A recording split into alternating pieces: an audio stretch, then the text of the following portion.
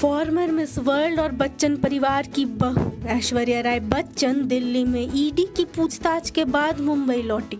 Airport पर पहले से ही पेपराजी उनका इंतजार कर रहे थे।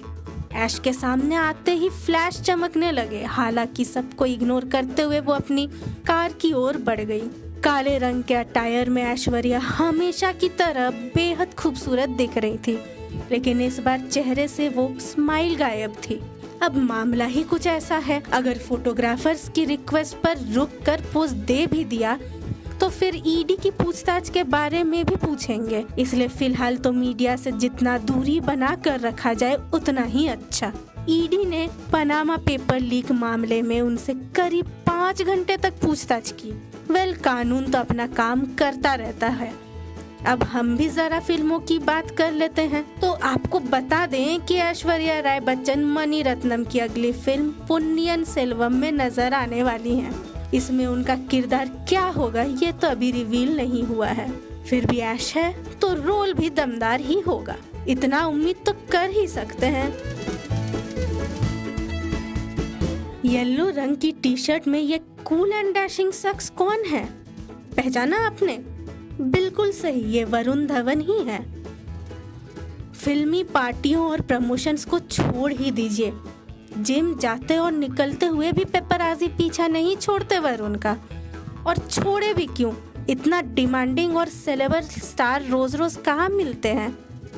हाल फिलहाल की बात करें तो वरुण धवन को अंतिम द फाइनल ट्रुथ के गाने में देखा गया।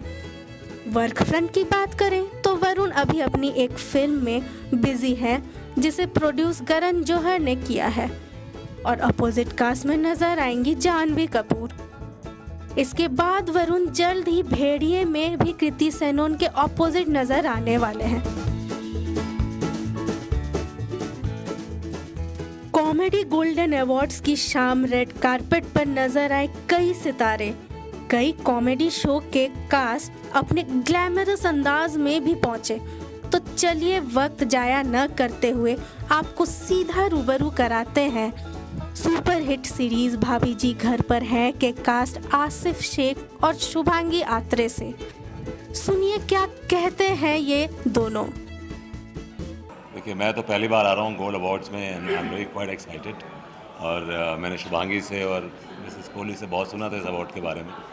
तो यूजुअली मैं जाता नहीं अवार्ड्स में, लेकिन this is one of the few awards I go to, so I just come here. और मैं इसलिए बहुत खुश हूँ, एक्साइटेड हूँ, क्योंकि कॉमेडी को हमेशा एक छोटा सा सेक्शन दे के निपटा दिया जाता था, लेकिन गोल्ड कॉमेडी अवार्ड्स हैं तो इतना इम्पोर्टेंस मिल रहा है। बिकॉज पिछले 2 सालों में लोगों की ज़िंदगी में इतना स्ट्रेस था, कोविड की वजह से लोग परेशान थे, और आई थिंक हमारे शो ने लोगों को कहीं ना कहीं बहुत सुकून दिया, चेहरों पे मुस्कान दी। तो मुझे लगता है कि ये स्पेशल जो गोल्ड कॉमेडी अवार्ड्स जो शुरू किया है, तो ये बहुत अच्छा इनिशिएटिव है।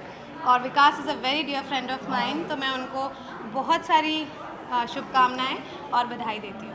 कॉमेडी करना कितना इजी होता है आपके लिए, टफ होता है? बताइए आप। हम सब शैतान हैं एक्चुअली कहीं ना कहीं आई थिंक इसलिए आसान है। और अब इतने साल हो गए हैं, और खैर मेरे साथ तो 2 धुरंधर हैं, आसिफ जी और रोहित जी दोनों ही। इन लोगों के पास इतना एक्सपीरियंस है तो बहुत कुछ सीखने मिलता है। और बाकी हम सब के अंदर काफ़ी शैतानी कीड़े हैं, तो इस वजह से चल रहा है। कॉमेडी का एक एपिसोड एक्चुअली सोप के 5 एपिसोड के बराबर है। अगर लास्ट वीक आपने टीवी पे देखा होगा, बड़े बड़े सोप के प्रोड्यूसर्स भी यही बोले हैं कि कॉमेडी का एक एपिसोड सोप के 5 एपिसोड के बराबर। और कॉमेडी को होल्ड करना बहुत मुश्किल बात है, और 7 साल कॉमेडी को होल्ड करना, 7 साल कॉमेडी को होल्ड करना एक बहुत बहुत बहुत बड़ी बात है।